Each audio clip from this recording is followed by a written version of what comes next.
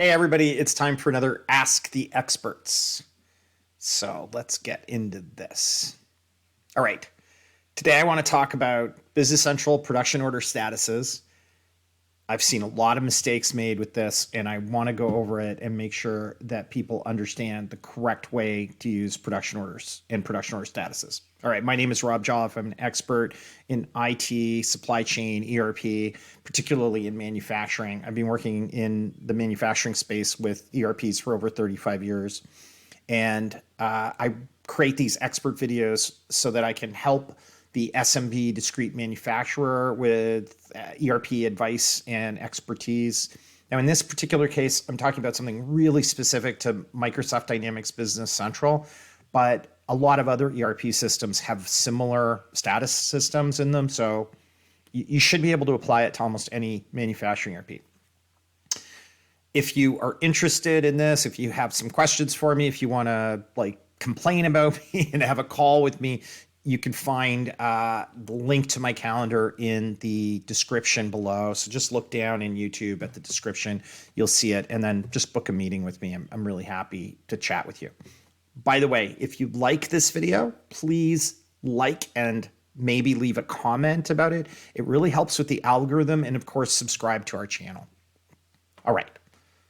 Production orders, production order statuses. Why am I making this video? People just mess this up all the time. They are confused by the statuses. They're not using them correctly. I just want to go through the statuses and explain how they are to be used.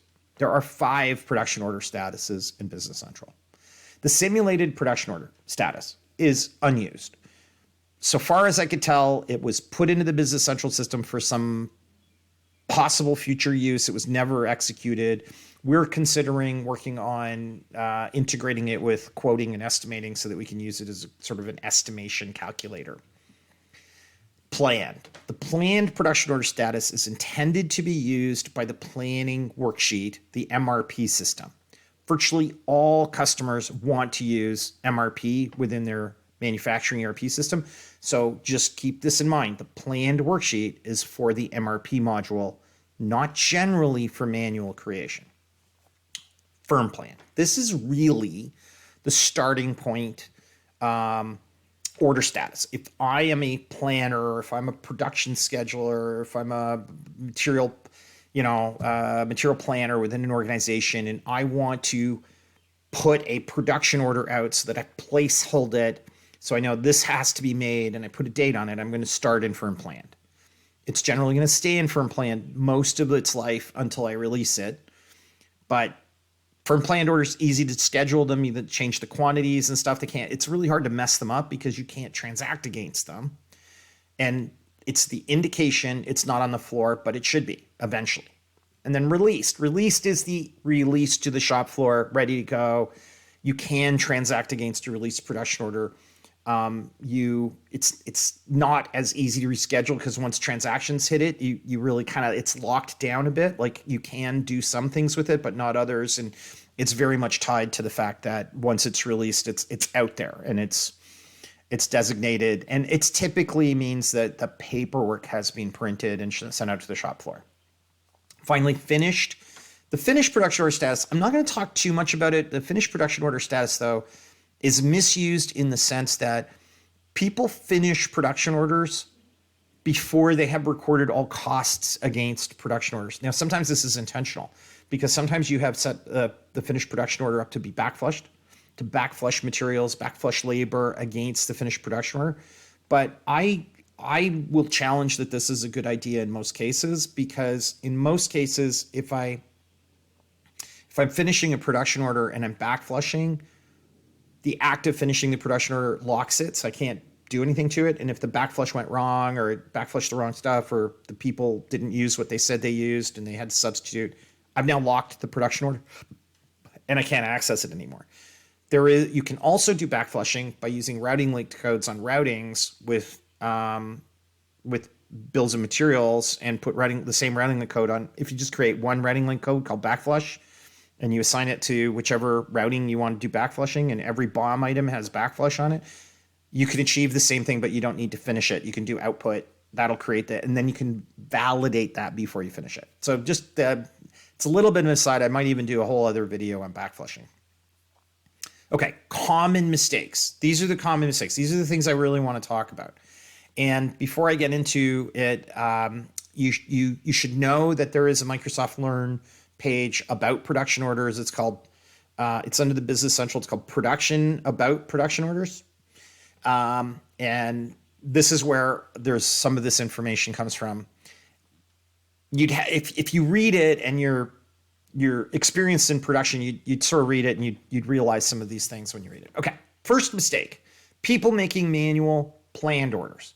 So plan status is meant to be used in the MRP system. So this is what Microsoft says about it. It says, if you created plan status, however, they're erased the next time you run planning, so it isn't practical to create them manually. However, it is also prompted as a status that's available when you create them manually. So when you create a manual production order from many of the screens in Business Central, planned is one of the offers, one of the options.